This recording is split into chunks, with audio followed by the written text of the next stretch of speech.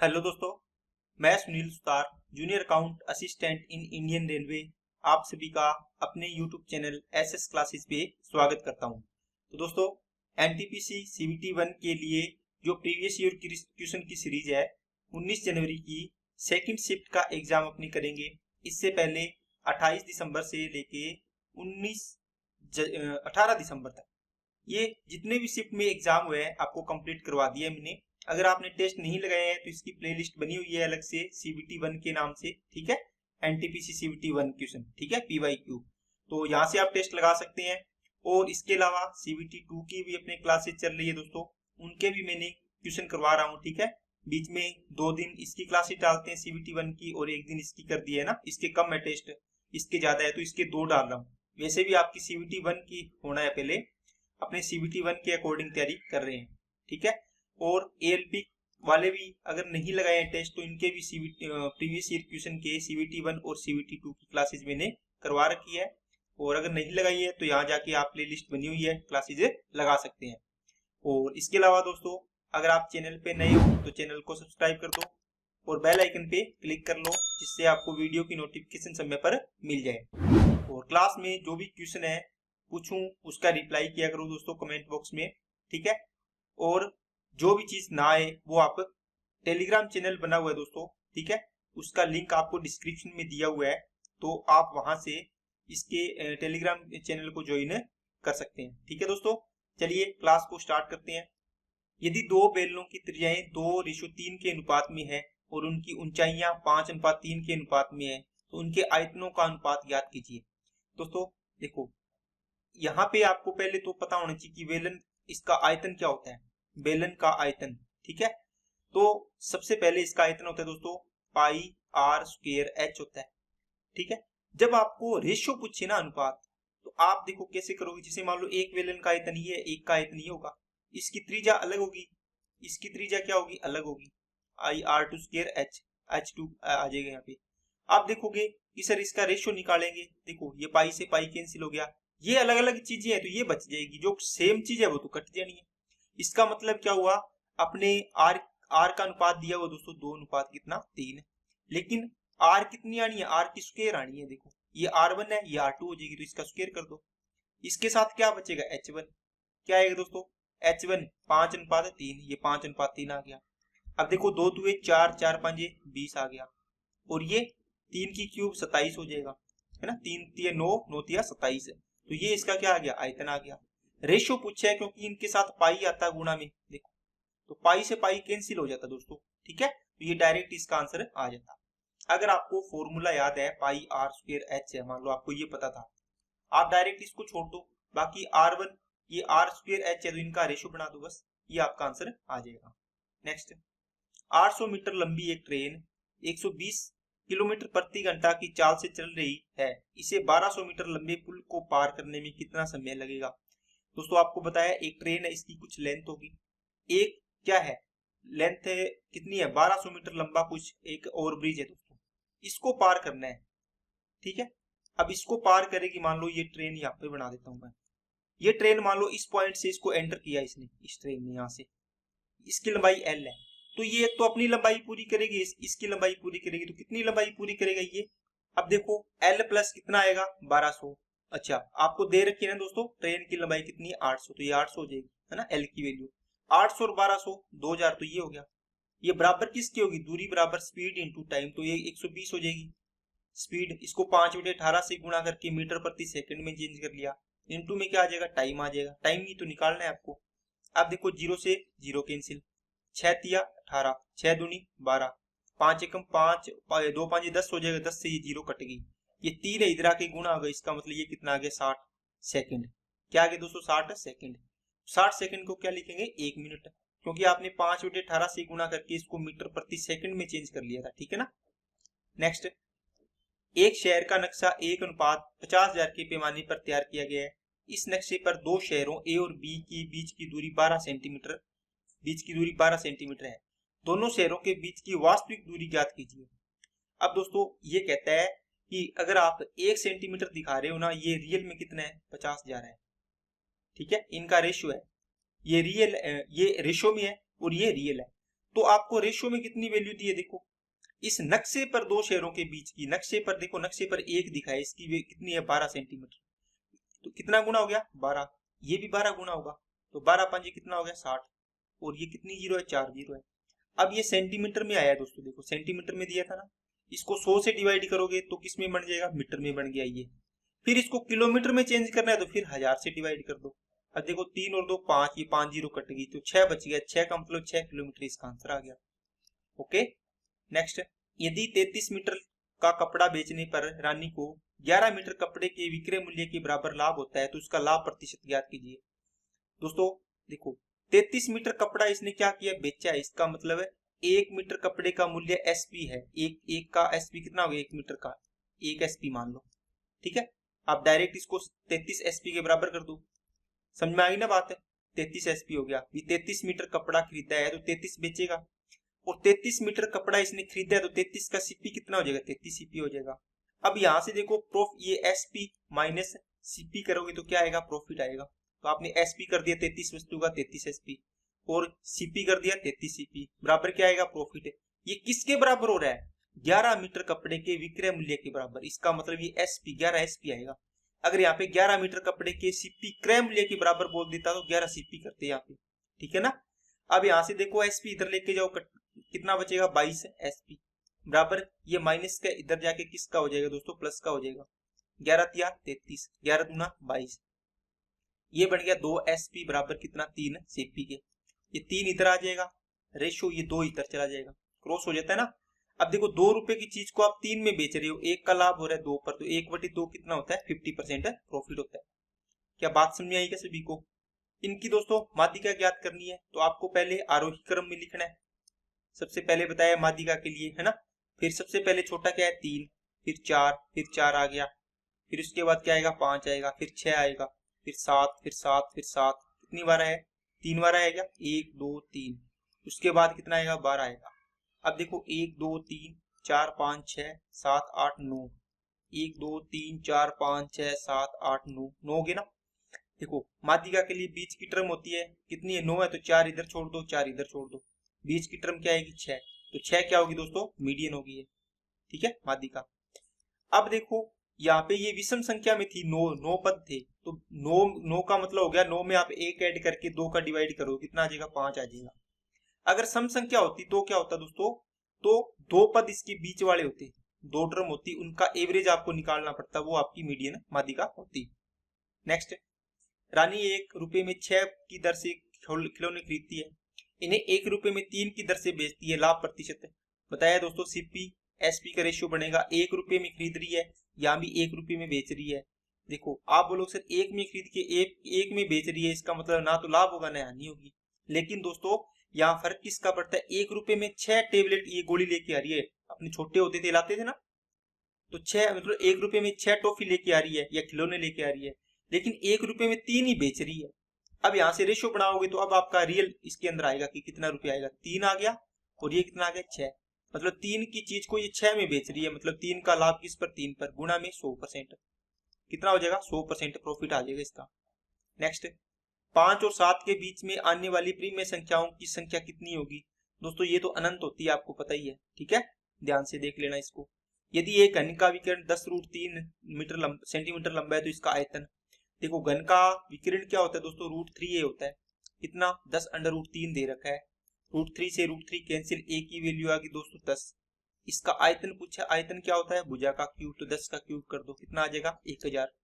Next, अब इस question में दोस्तों घन का संपूर्ण पृष्ठीय क्षेत्रफल, घन का संपूर्ण पृष्ठीय क्षेत्रफल क्या होगा ये ज्ञात करना है, इसका मतलब क्यूब का total surface area, total surface area, English वाले लिख लेना दोस्तों, एरिया इसका बताना है आपको, कमेंट बॉक्स में लिखना है कितना आएगा। नेक्स्ट, निम्नलिखित में से कौन सा द्विघाती समीकरण नहीं है। दोस्तों द्विघाती समीकरण आपको पता होनी चाहिए क्या होता है, जिसमें मैक्सिमम पावर कितनी हो 2, जिसे मान लो ax² plus bx plus c equal to 0 है, इसका मतलब ये क्या है, द्विघाती समीकरण है, ठीक है ना। तो इसमें आपको देखना है, आप बोलो सर ये देखो यहाँ से स्क्वायर बनेगा, लेकिन यहाँ भी स्क्वायर बन रहा है, द्विघाती समीकरण नहीं है, इसमें बन जाएगा, देखो है ना, ये 2x² बनेगा इधर, यहाँ देखो एक्स स्क्वायर एक है तो यहाँ एक्स स्क्वायर बचेगा, इस साइड में एक एक्स स्क्वायर घट जाएगा ना एक, यहाँ तो है, इसमें 2x, इसमें क्या है एक्स स्क्वायर बनेगा, इसमें भी है, इसमें देखो द्विघाती 2m स्क्वायर बनेगा, यहाँ पे 2m स्क्वायर, इधर m स्क्वायर है तो एक m स्क्वायर माइनस हो जाएगा तो m स्क्वायर तो फिर भी बचेगा यहाँ पे, है ना, तो ये तो द्विघात है। इसमें क्या करोगे, देखो यहाँ एक्स स्क्वायर आएगा, बाकी तो आएगा नहीं, बाकी तो x की पावर 2 तो एक बार ही आएगी ना, इसका स्क्वायर करोगे तो यहाँ एक्स स्क्वायर है, बराबर वाली चीजें कट जाएगी तो बाकी समीकरण एक घात वाली रह जाएगी, तो ये इसका है द्विघात समीकरण नहीं है।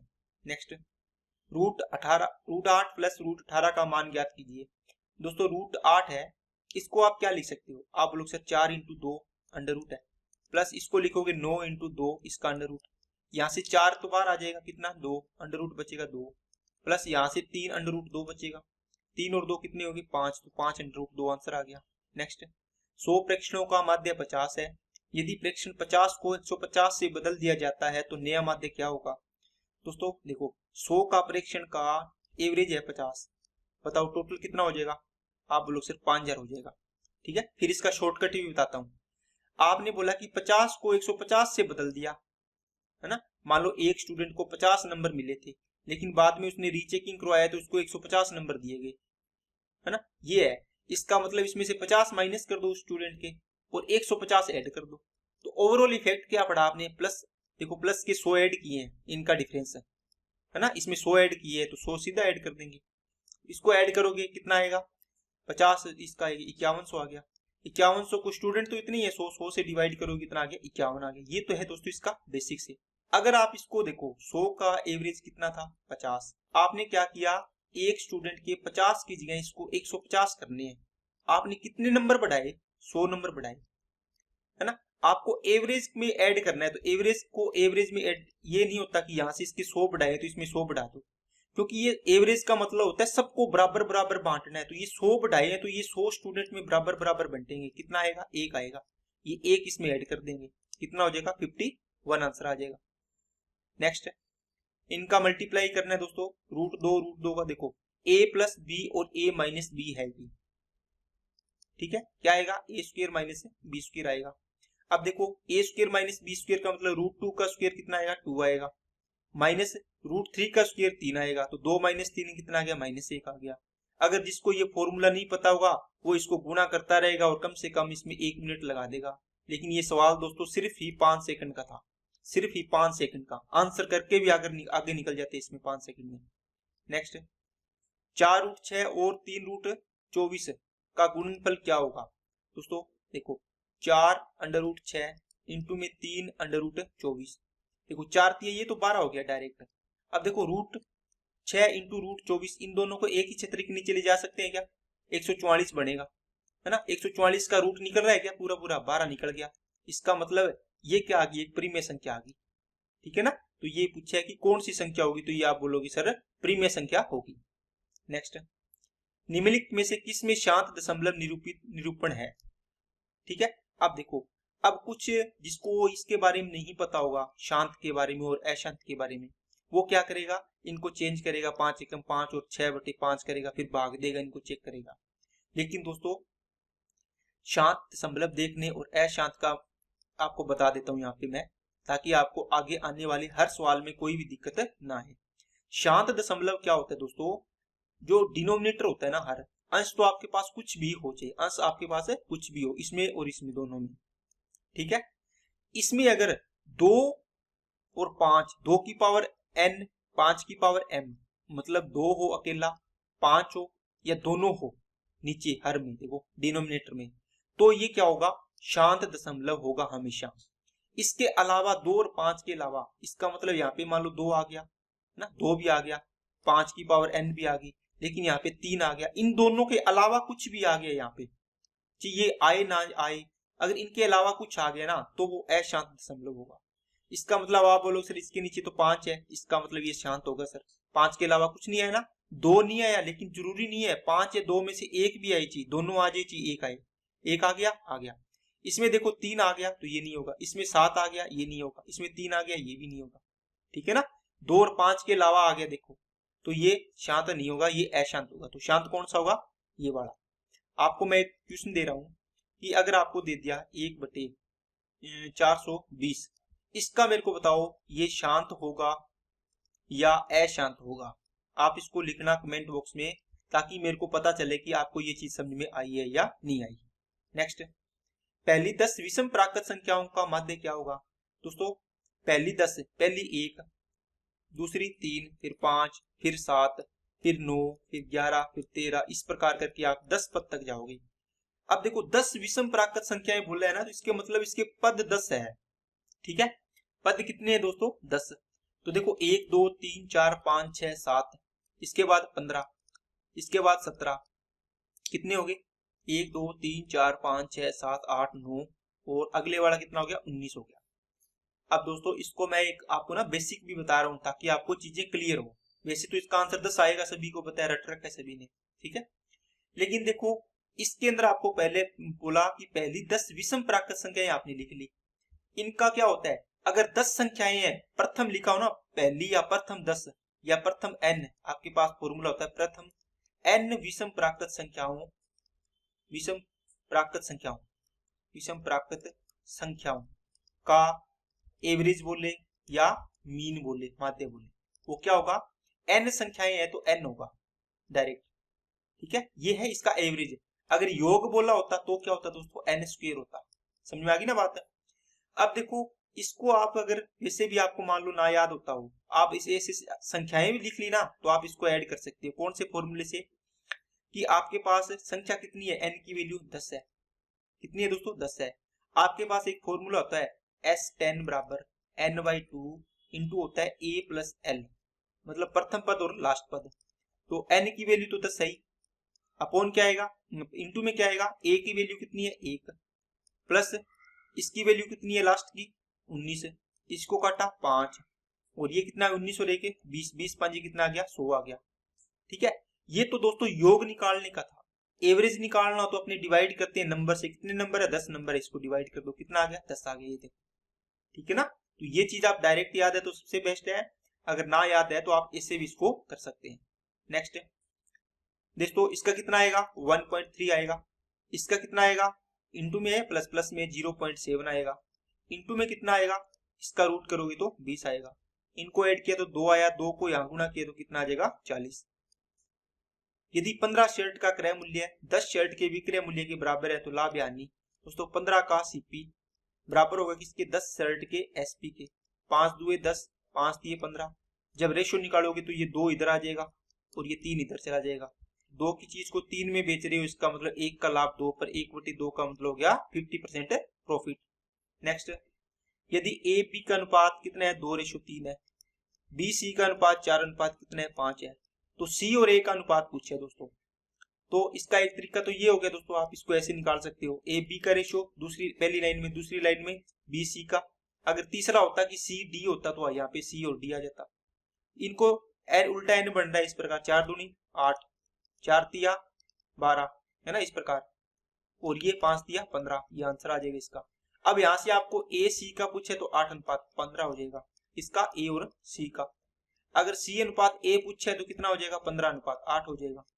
लेकिन दोस्तों जब आपको पहला और लास्ट पूछे तो ए बटे बी इंटू में बी अपॉन सी इंटू में सी अपॉन क्या आएगा, है क्या सी अपॉन नहीं है, तो ये कट जाएगा। देखो अब देखो 2/3 इंटू में 4/5, तो ये कितना आएगा 4 दूनी 8 बटे कितना आ गया दोस्तों 15।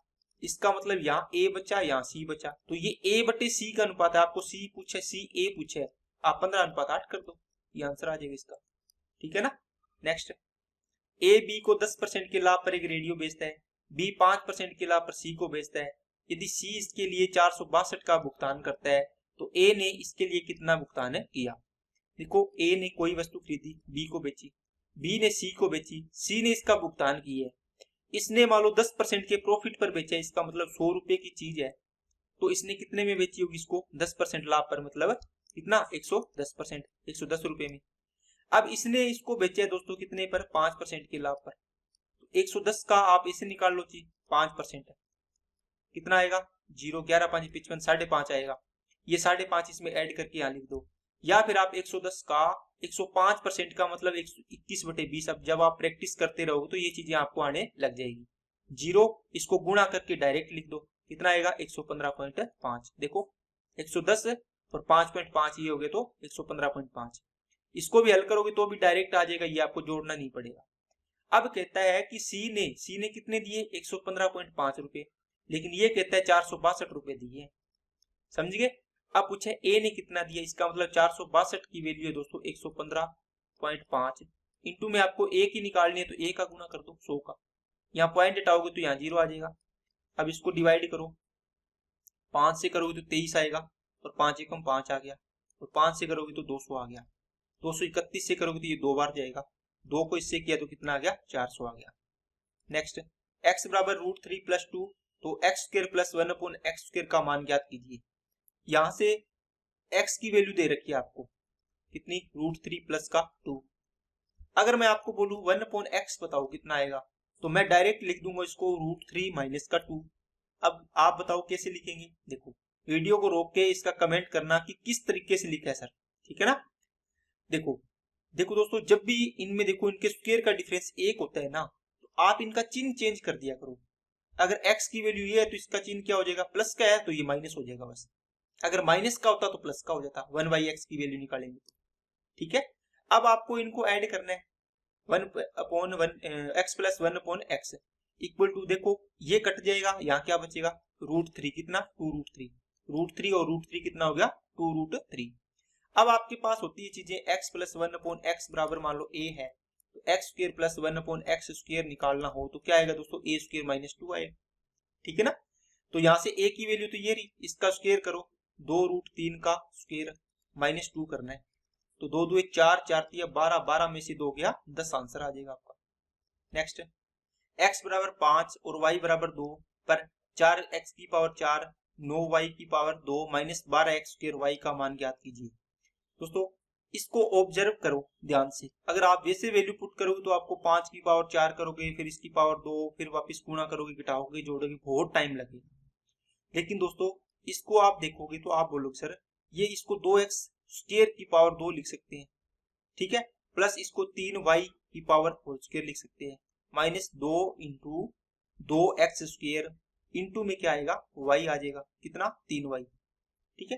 देखो a² + b² -2ab। अब देखो जो भी है a की वैल्यू यहाँ पे 2x² है तो यहाँ पे 2x² आ जाएगी, देखो बन रहा है ना पूरा इसको गुणा करने से। तो अब देखो इसको मतलब आप लिख सकते हो 2x² - y का होल स्क्वायर, ये बनेगा, ठीक है। अब देखो x की वैल्यू कितनी है 5, तो 5 का स्क्वायर 25, 25 गुणा 50 आ गया, माइनस y की वैल्यू कितनी है दोस्तों, ये 3y है ना, ये 3y है सॉरी, तो y की वैल्यू कितनी है 2, 2 तिया 6, ये 6 कर दो और ऊपर स्क्वायर है, 44 का स्क्वायर बचेगा, 44 का स्क्वायर क्या होता है 1936, ये आपका आंसर आ जाएगा। नेक्स्ट एक पेंटिंग को यदि 5% की छूट के बाद 5250 में बेचा, तो दोस्तों डायरेक्ट बनाया करो इसको, इसे 5% की छूट करिए तो 95 की होगी, तो पेंटिंग का अंकित मूल्य मतलब 100 की वैल्यू निकाल दो बस। 19 5 95, 19 दूना 38, 14 142, 19 7 133, ठीक है, 7 और 19 5 95, 5 से फिर इसको काट दो, 5 5 25, 5 5 25, तो कितना आंसर आ गया 5500। नेक्स्ट जब एक टैंक में ए और बी दो प्रवेश नलिकाएं हैं जो इसे क्रमशः 12 घंटे और 16 घंटे में भर सकती है। एक निकासी नलिका सी है जो 8 घंटे में पूरा खाली कर सकती है। यदि टैंक खाली होने पर सभी तीनों नलिकाओं एक साथ खोली जाती है तो टैंक को भरने में कितना समय लगेगा। दोस्तों ये आपके सामने देखो पाइप एंड सिस्टम का सवाल है ना। तो कुछ एक स्टूडेंट मेरे को कमेंट बॉक्स में पूछ रहा था कि सर इसमें ये तो टॉपिक दिए ही नहीं है एनटीपीसी के अंदर, तो ये कैसे इसके क्वेश्चन आएंगे कि नहीं आएंगे। तो ये आपके सामने है दोस्तों, प्रीवियस ईयर क्वेश्चन लगाने का ये फायदा होता है। आप अगर सिलेबस को देख के जाओगे तो वहां पर आपके क्वेश्चन रह जाएंगे, है ना। आप उसमें पाइप एंड सिस्टम शायद नहीं दिया है तो वो बोल रहा था कि नहीं दिया है ना। और इसके अलावा ट्रिग्नोमेट्री का भी बोल रहे थे, लेकिन ट्रिग्नोमेट्री के आप बताओ इतने टेस्ट लगाए हैं, क्या क्वेश्चन नहीं किए गए आपने, ये है ना। तो ये चीजें आपको करके जानी चाहिए, प्रीवियस ईयर क्वेश्चन, यही फायदा होता है इसका। देखो ए है ये कितने में भर सकता है 12 में, बी है ये कितने में 16 में, और सी है ये खाली करने वाला है ये कितने में 8 घंटे में कर सकता है, ठीक है। इनका एलसीएम कितना आएगा 48 आ गया, 12 चौके 48, 16 तिया 48, 8 छिके 48। अब देखो ये क्या है, ये सी की एफिशिएंसी आएगी ना, ये अकेला। तो अब कहता है यदि टैंक खाली है, पूरा का पूरा भरना है, इसका मतलब 48 लीटर पानी भरना है टोटल पानी, ये पूरा है ना। इसकी एफिशिएंसी मानी आपने, टोटल कितनी की कैपेसिटी है इसकी। तीनों को खोलेगा, 4 और 3 7, 7 में से 6 निकालेगा तो कितना भरेगा ओवरऑल, 1 भरेगा 1 घंटे में, तो कितने घंटे लेगा, 48 घंटे लेगा। नेक्स्ट, ए किसी कार्य को 25 दिन में, बी किसी उसी कार्य को 20 दिन में, ये दोनों मिलकर 5 दिन में दोनों मिलकर 5 दिन तक काम करते हैं। इसका मतलब आप यहाँ पे पहले तो ये मानो, क्या मानोगे, इसका काम मान लो 25 चौके 100, 20 5 100। इन्होंने क्या किया दोस्तों, नंबर लाइन बना लिया करो यहाँ से लेके यहाँ तक। इसका मतलब पहले 5 दिन इन्होंने दोनों ने मिलकर काम किया, तो 5 दिन में कितना काम करेंगे, एक दिन में 9 काम करेंगे, तो 5 दिन में 45 काम कर देंगे। तो ओके, अब कहते हैं उसके बाद ए ने काम छोड़ दिया, इसका मतलब बी बचा है। बी शेष कार्य को कितने दिन में करेगा, बताओ शेष काम कितना बचा है, 100 में से 45 गया, 55 काम बचा है।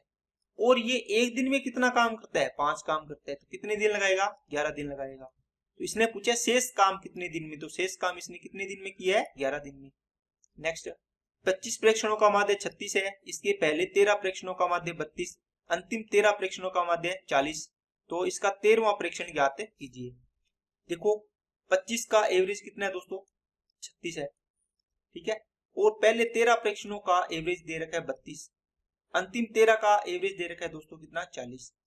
आप इसको डायरेक्ट ऐसे कर सकते हो दोस्तों, 25 का एवरेज 36 है, ठीक है, इसका टोटल बना लो, इसका भी टोटल बना लो, इसका भी टोटल बना लो, कितना आएगा, 25 को इससे गुणा करो, इसको गुणा करो, इसको गुणा करो, इसको गुणा करो, कितना हो गया, इसको 4 से भाग दे दो, इसको 4 से गुणा कर दो, तो 900 आ जाएगा।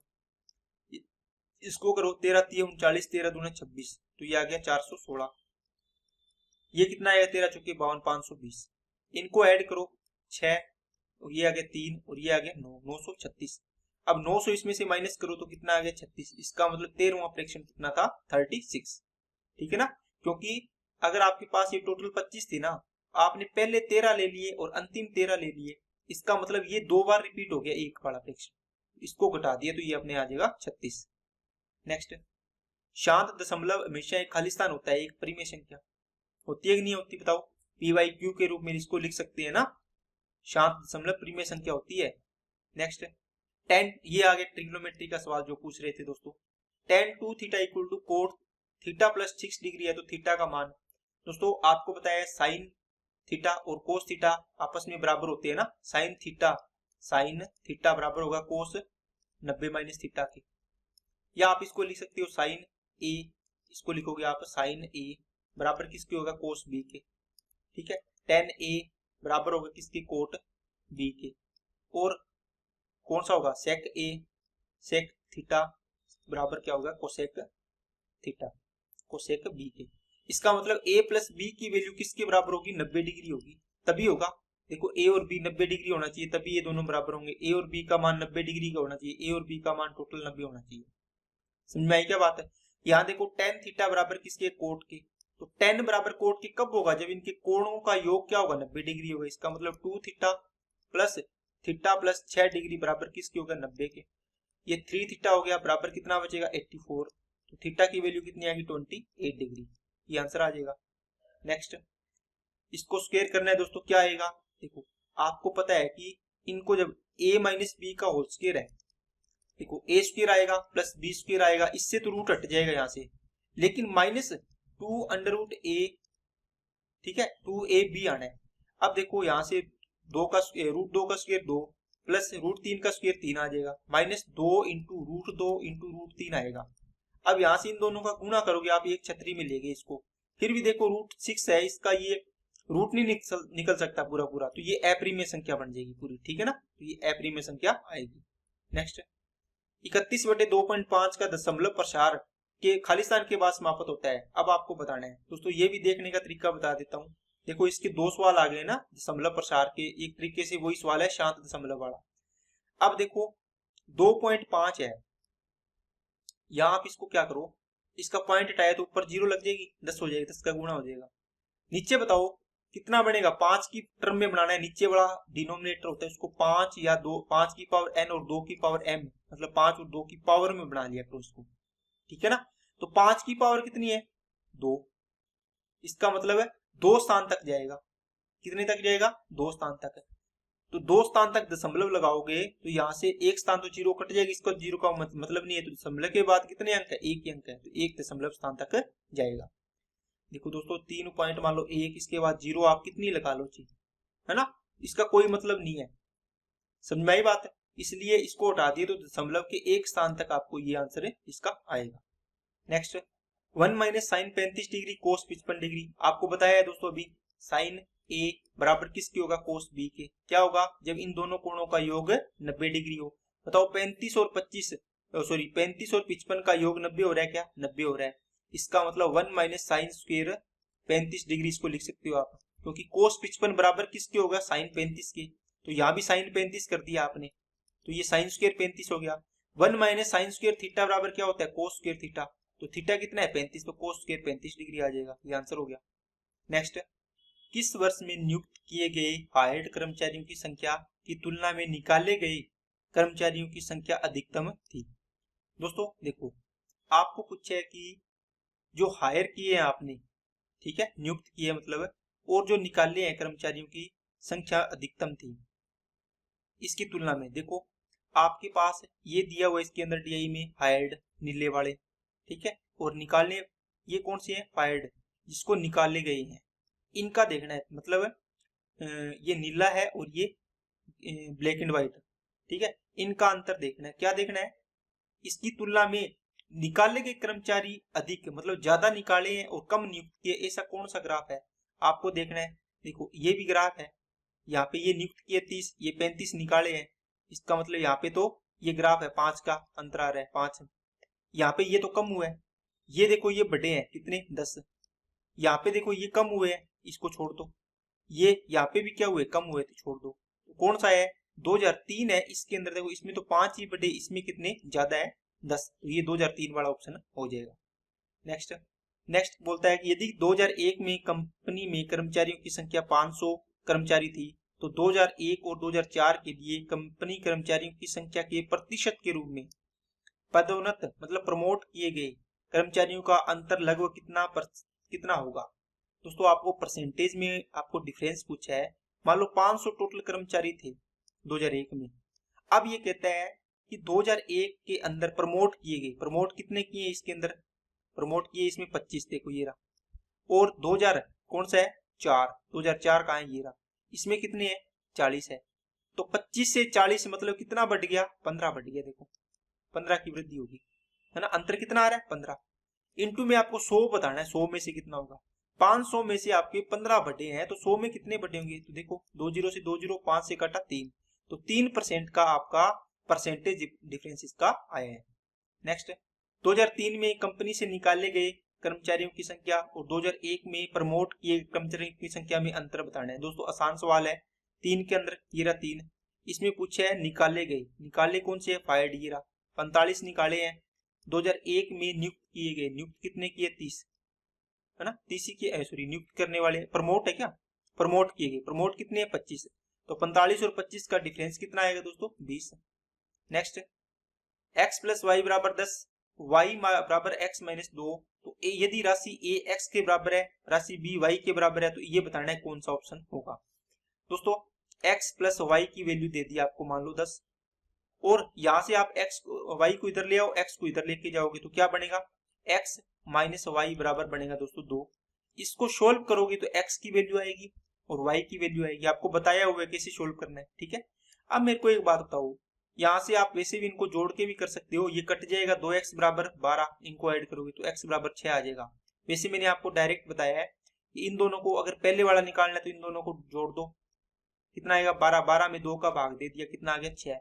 दूसरे वाला निकालना है तो इन दोनों को घटा दो, कितना आएगा 8, 2 का भाग दे दो, कितना आ जाएगा 4 आ जाएगा, ठीक है। ये तो वैल्यू आ गई। अब मैंने आपको बोल दिया कि x को तो a के बराबर करना है, राशि a x के बराबर है और राशि b y के बराबर है।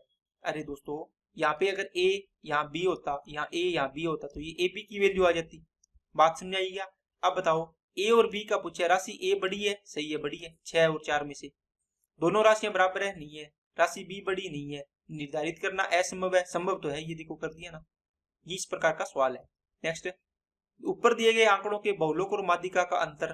दोस्तों इसका पहले बहुलक निकालना है। बहुलक क्या होता है, बहुलक का मतलब हो गया मोड, मोड का मतलब होता है जो सबसे ज्यादा बार आता है, ठीक है, जो सबसे ज्यादा बार आता है उसको बहुलक बोलते हैं। माध्यिका कैसे निकालेंगे, सबसे पहले लिखेंगे आरोही क्रम में, सबसे पहले इसको आरोही क्रम में लिखो, सबसे छोटा कौन सा है इसकी सीरीज में लिख लेता हूं, ठीक है। देखो दोस्तों, इसको आरोही क्रम में मैंने लिख दिया, ठीक है। तो अब देखो यहां से आपको सबसे पहले मोड निकालना है, तो मोड में देखोगे कि सबसे ज्यादा बार इसमें 17 आया, देखो कितनी बार आया, 4 बार आया, इसका मतलब आपका मोड तो हो गया 17, समझ में आई बात है। अब माध्यिका निकालनी है, देखो 15 आई है, तो इसका मतलब आधा आधा होना चाहिए, बीच वाला आएगा, 1 2 3 4 5 6 7 और 8वां पद क्या होगा, इसका माध्यिका हो जाएगी, क्योंकि 7 इधर छोड़ने 7 इधर छोड़ोगे, तो 7 और 7 14 और 1 15 हो गया, इसका मतलब 17। 17 और 17 का आपको एवरेज निकालना है दोनों का, तो 2 से डिवाइड करोगे तो कितना आ जाएगा, 17। नेक्स्ट, यदि किसी टीम में 8/15 सदस्य लड़कियां हैं तो उस टीम में लड़कों की संख्या और लड़कियों की संख्या का अनुपात है। दोस्तों ये कहता है 8/15 लड़कियां हैं किसी टीम में, इसका मतलब टीम में टोटल सदस्य कितने हो गए, 15, टोटल कितने हो गए 15, 15 में से एक बॉयज हो गया और एक क्या हो गया, गर्ल्स हो गया। अगर गर्ल्स 8 है तो लड़के कितने बचेंगे, 7 है, इनका अनुपात पूछा था बॉयज और गर्ल्स का, कितना आ जाएगा, 7:8।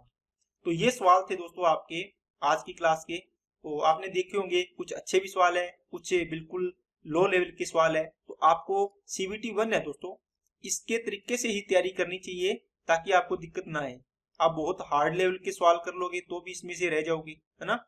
अगर इसके लेवल की तैयारी करोगे तो अच्छा रहेगा। बाकी तैयारी तो अपने को CBT 2 के अकॉर्डिंग करनी है ताकि ये भी निकल जाए और वो भी अपना निकल जाए। तो आज के लिए इतना ही रखते हैं, वीडियो अच्छी लगे तो लाइक करना, चैनल को सब्सक्राइब नहीं किया तो चैनल को सब्सक्राइब जरूर करें, बेल आइकन पे क्लिक कर लें जिससे आपको वीडियो की नोटिफिकेशन समय पर मिल जाए। और अपने दोस्तों के पास जो भी इसकी तैयारी कर रहा है उनके पास इसको ज्यादा से ज्यादा शेयर करो ताकि आपको दुआएं लगे और उनका भी सिलेक्शन हो और आपका भी सिलेक्शन हो और साथ में आप जॉब लगने के बाद मजे करो। तो आज के लिए इतना ही, ओके, थैंक यू।